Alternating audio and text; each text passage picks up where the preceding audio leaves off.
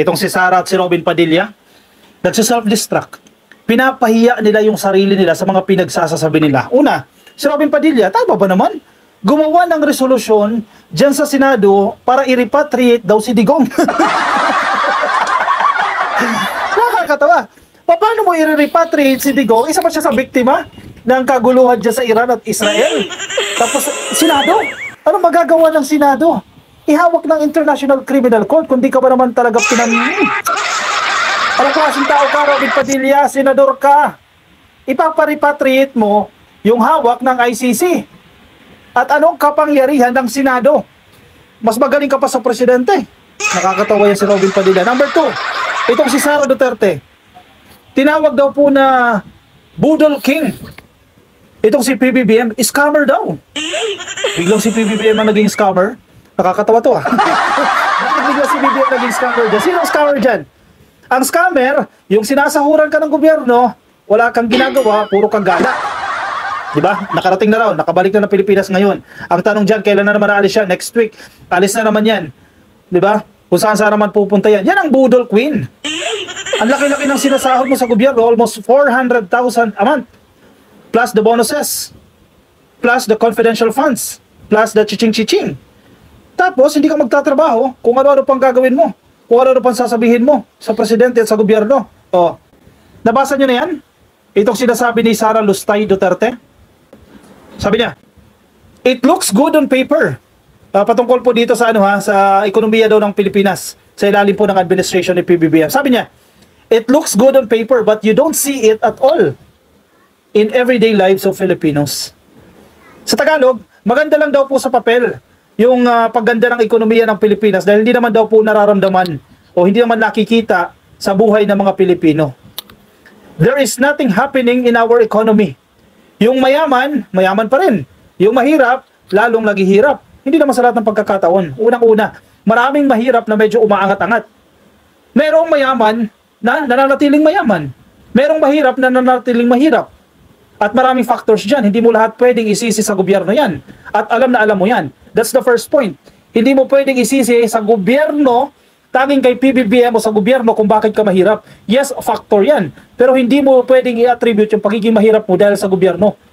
Diba? May kakayahan ka rin. Magsumikap ka rin. May pananagutan ka rin. May tungkulin at responsibilidad ka.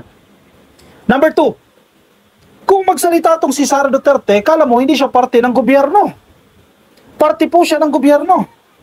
In fact, number 2, pinakamataas, pangalawa sa pinakamataas na leader ng bansa, Vice President sa salary grade, SG32.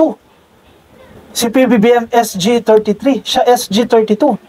Almost 400,000 naman yung sinasahod niya. Tapos, kung magsalita ka, kritiko ka. Dapat sarili mo rin kinikriticize mo dahil parte ka ng gobyerno. Bakit hindi mo i-criticize yung sarili mo? Kung bakit ganyan ang sitwasyon ng mahihirap, parte ka. Kung yan ang claims mo, Kung yan ang argument niya, dahil sa administrasyon, dahil sa gobyerno, mahirap pa rin ang mahirap. Kung yan ang argument mo, may kasalanan ka pala dyan.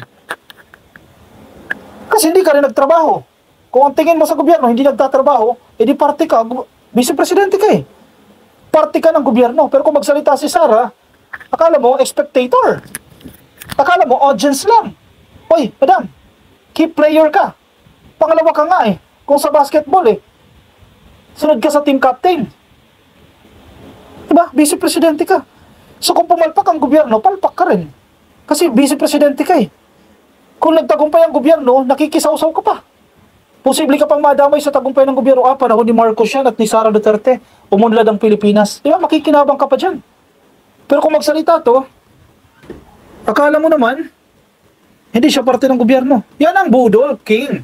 Budol Queen. King ba siya o Queen? O Queen. Oy, alam niya ba yan? Sige. Kung makapagbintang no? Headline ng Politico.com. Rich stay richer. Poor getting poorer. Sara Duterte hits Marcos's paper perfect economy. Wow. Ekonomista ba siya? Anong alam ni Sara? Ekonomista ba siya para sabihin niya na paper perfect? Maganda lang yan sa papel? Ano sa tingin mo ng NEDA? Ibig sabihin, inimbento lang ng NEDA? Iniimbento lang ng DTI? Iniimbento lang ng Department of Tourism? Iniimbento lang ng iba't ibang kagawaran ng gobyerno yung kanilang datos? Meron ba yun? Dahil di siya naniniwala doon sa report eh. The country's supposed booming economy is a work of fiction. Katang-isip lang daw po yan, yung pag-unlad ng ekonomiya ng Pilipinas. Well, most Filipinos are barely scraping by under the Marcos administration. Scraping by under the Marcos administration according to Vice President Sara Duterte. Madam Tisud. Huwag mong ilabas ang sarili mo sa equation. Parte ka ng equation eh. Wala ka nga lang gamit. Di ba? Dapat nagtatrabaho ka. Actually, dapat sinisingil ka rin ng mga DDS, mga dilis. Oy, gising. Singilin nyo rin si Duterte. Bakit ganito ang ating sitwasyon? Dahil hindi nagtatrabaho ang Vice Presidente. Hindi lang si PBBM ang sinisingil ninyo. The country's elite has criticized the government for allegedly painting a rosy economic picture while the people suffer from high consumer prices, crimes, and poverty. Wow! Matataas daw po ang poverty rate, mataas ang krimen, marami daw po ang naghihirap. Wow! Anong datos mo? Patunayan mo na mataas ang krimen, na mas mataas ngayon as compared sa mga crime rates ng panahon ni Digong. Anong proof mo na mas mataas ang poverty rate? Anong proof mo na mataas ang presyo ng mga bilihin? Ba't ng panahon ni Digong, hindi ba tumaas ang presyo ng mga bilihin? Wala bang inflation? Kapag nagsabi ka, kapag nagsalita ka, dapat meron kang paipatunay. Di ba meron kang proof? Hindi ka dadanan, wala ka namang patunay. Paano ka paniniwalaan? Di ba? Hindi ko lang sa mga DDS, bakit naniniwala kayo dyan? Sabi niya, ang dami-dami nilang sinasabi, napakaganda ng ekonomiya natin, bumababa ang inflation, madami ang investments, we are on our way to becoming from a developing country to the next level. Maganda siya tingnan sa papel. It looks good on paper but you don't see it all. You don't see it at all in everyday lives of the Filipinos. She said during a pro-Duterte rally dyan po sa Australia. Nagkalat pa dyan sa Australia. O dyan pa nagsalita.